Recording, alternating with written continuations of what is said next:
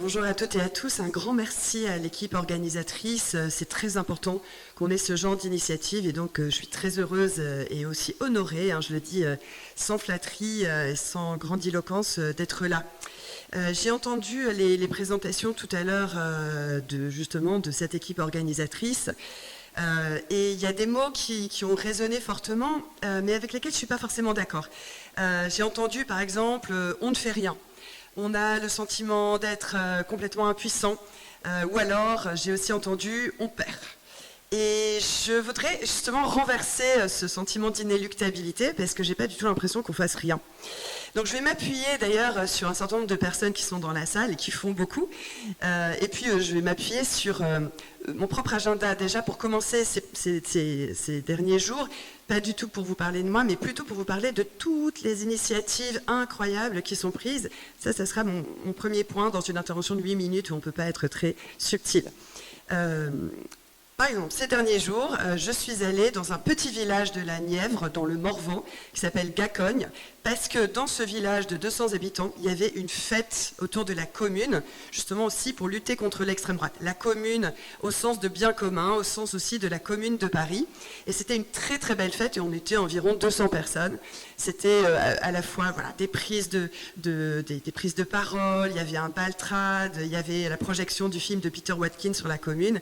C'était à la fois très joyeux et très déterminé dans la lutte contre le fascisme. Il y a quelques temps, je me suis rendue dans une petite commune du bassin minier, dans le Pas-de-Calais, près de Lens, qui s'appelle Calonne-Ricoire, et où ça a été souligné par Willy, c'est un peu le même genre de résultats électoraux. Il y a quelques 65% de personnes qui votent, en tout cas aux élections législatives, pas forcément de la même manière aux élections municipales, pour le RN. Et là-bas, il y a un collectif antifasciste d'environ 200 personnes qui regroupe différentes communes et c'est là aussi extrêmement tenace, ça dure depuis plusieurs années, extrêmement déterminé. Je suis allée il n'y a pas très longtemps à Millau. Alors là, c'était à l'initiative d'Attaque. La volonté, j'ai vu qu'il y avait Vincent Gay, qui est très engagé dans Attaque, là, dans la salle. Attaque qui veut remonter une section dans l'Aveyron. Et il y avait 300 personnes dans la salle pour discuter justement de l'antifascisme. Où est-ce que je suis allée encore récemment ? Ah oui, là cet après-midi, on va à Martigues parce qu'il y a un festival d'histoire populaire, pour parler aussi bien de lutte du passé que de lutte du présent. Il y en aura une à Alès la semaine prochaine. Et il y a aussi à la Carmagnole à Montpellier, toute une initiative aussi. Bref, il y a énormément de choses. Et aussi bien, c'est ça qui me frappe beaucoup d'initiatives, aussi bien dans des communes rurales où, en effet, comme vous avez pu le constater aux élections municipales, aux dernières élections municipales, il y a plus de 80% des communes de moins de 2000 habitants qui ont placé le RN en tête. Donc il y a aussi beaucoup d'actions, d'initiatives, de rencontres collectives et de volonté de s'organiser à la base dans les quartiers, dans les communes, dans les villes, là où on est, là où on vit. Bon. Ça, c'est la première chose que je voulais constater. De même que, alors, il y a Thomas Lacoste, magnifique cinéaste, réalisateur d'un film sublime, entre autres, que vous avez sans doute vu, qui s'appelle Soulèvement. Et sous les soulèvements de la Terre, c'est un film incroyable, et y compris dans le film, il y a le témoignage d'une personne qui était plutôt à droite à l'origine, et qui, en voyant notamment ces jeunes, mais c'est aussi très intergénérationnel, se mobiliser dans les luttes pour le vivant, et ce sont aussi des luttes anticapitalistes et antifascistes, a compris que c'était là qu'était véritablement un espoir de justice, d'émancipation et d'égalité.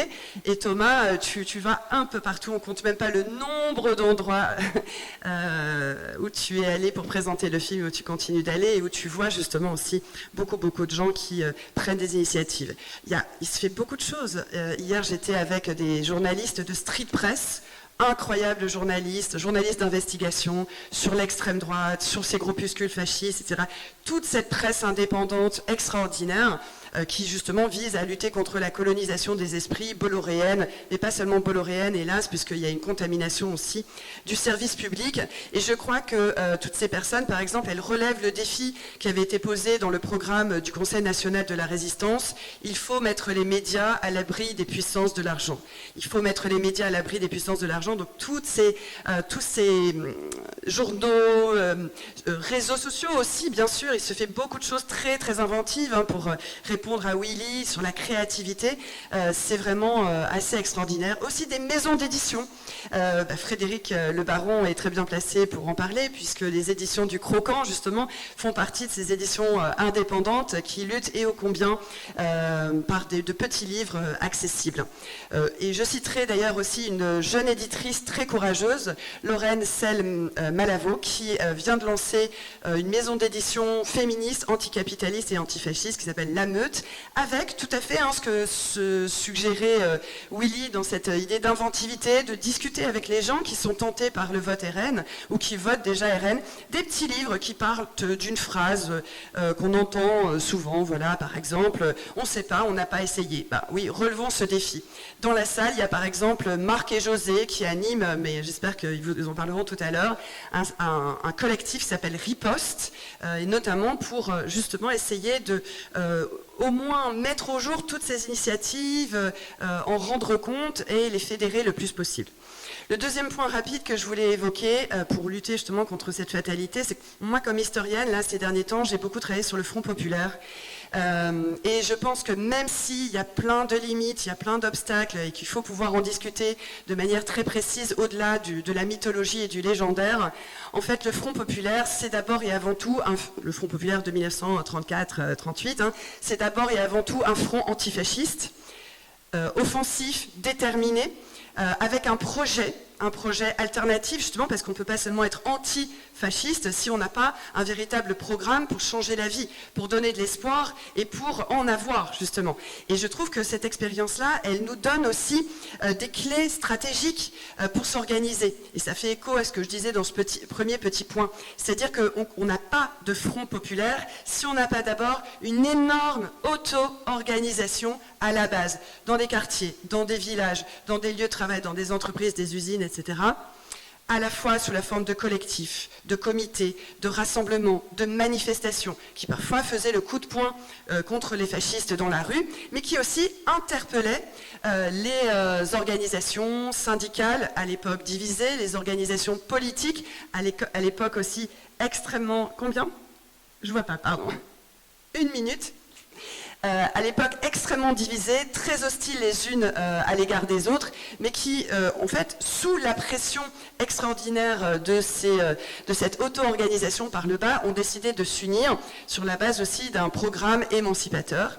Et donc là, puisqu'il me reste 46 secondes, je voulais terminer justement sur le fait que, voilà, en effet, quand on discute, il ne s'agit pas de jargonner. Quand on discute autour de nous, notamment avec toutes celles et tous ceux qui soit votent déjà RN, soit sont tentés de le faire au nom du supposé « on n'a pas essayé ». Bon, en réalité, comme on le voit un peu partout dans le monde et en Europe en particulier, on a essayé et à chaque fois, ces essais, ce sont des destructions d'acquis sociaux, c'est la destruction de ce qui aide au quotidien les classes moyennes et les classes populaires, qu'on songe à ce qu'a fait Mélanie dès qu'elle est arrivée au pouvoir, en supprimant ce qui faisait tenir bon nombre de foyers, notamment dans l'Italie pauvre, entre autres celle du Mezzogiorno, c'est ce qu'a fait aussi Orban, c'est ce qui se passe aussi en Finlande, un pays dont on ne parle pas trop quand on évoque l'extrême droite, et pourtant ce gouvernement de coalition entre la droite dure et l'extrême droite, avec ce parti des vrais Finlandais, c'est une manière de saboter justement tout ce à quoi on tient en termes de protection sociale, en termes de code du travail, entre autres choses, et c'est aussi beaucoup de répression antisyndicale. Donc je voudrais terminer sur peut-être justement 4 des grandes, je dirais pas leçons, parce que justement ça serait donneur de leçons, mais 4 des grandes pistes créatives et stratégiques que nous donne la période du Front populaire originel, historique, des années 30. 1. La nécessité de l'unité absolue par-delà les querelles de chapelle, parce que en ce moment évidemment le peuple de gauche constate que cette gauche très divisée n'est pas à la hauteur de la situation dramatique que l'on vit. Donc une unité ferme, déterminée, qui porte un programme. Deuxièmement, la nécessité justement de ne pas attendre que ces organisations en tête des partis politiques nationaux décident de leur division ou de leur querelle, mais qu'on soit organisé, et c'est pour ça que cette initiative, parmi d'autres, elle est tout à fait salutaire et nécessaire. Troisièmement, c'est l'importance des luttes, parce qu'encore une fois, si on se réfère au projet du Front populaire, il y avait ces grandes réformes énormes, baisse du temps de travail, congés payés, conventions collectives, tout ça n'était pas dans le programme, c'est la grève, ce sont les luttes qui les ont arrachés et de manière ô combien déterminée là aussi. Et puis la dernière piste que je voulais évoquer, c'est la nécessité justement d'avoir un projet, mais la gauche en a un, contrairement à ce qu'on entend souvent on entend, voilà, l'extrême droite a un programme et la gauche n'en a pas. Je pense que c'est vraiment faux. La gauche a à la fois un programme minimal de revendications élémentaires et notamment d'abrogation de toutes les contre-réformes qui nous sabotent au bulldozer et justement aussi un salut à Edgar Morin qui le disait si bien, hein, ce bulldozer qui avance comme un rouleau compresseur, mais cette gauche, elle a aussi un projet plus vaste, émancipateur, de justice, et quiconque entend ne pas tenir ses promesses, ne pas respecter ce projet, est voué en effet à la défaite, mais aussi est provocateur de déception, de désillusion très grave. Et ça, c'est le pire des carburants, justement, pour le fascisme et l'extrême droitisation. Donc il faut se tenir un projet véritablement et tenir ses promesses. Voilà.